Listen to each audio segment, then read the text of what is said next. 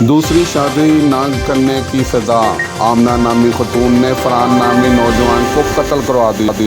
تھانہ بادامی باغ کی حدود صدیقہ کالونی میں فرحان نامی نوجوان کو بے دردی سے قتل کر دیا۔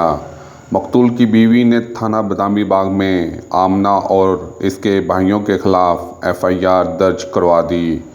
FIR کے مطابق 30 جون شام 5 بجے 25 سالہ لڑکا مقتول فرحان کو اپنے گھر سے یہ کہہ کے لے کر گیا، آمنہ بلا رہی ہیں۔ مقتول نے گھر سے نکلتے وقت اپنی بیوی سے 1 لاکھ روپیہ ملزمہ کے ساتھ لین دین کرنے کے لیے لیا۔ مقتول فرحان ملزمہ آمنہ سے شادی کرنے سے انکاری تھا۔ شادی نہ کرنے کی سزا، میرے شوہر کو قتل کروا دیا گیا۔ تقریباً 10 بجے بذریعہ کال مجھے معلوم ہوا کہ میرے شوہر کو فائرنگ کر کے ہلاک کر دیا گیا ہے۔ 15 کی کال پر پولیس جائے وقوع پر فوراً پہنچ گئی۔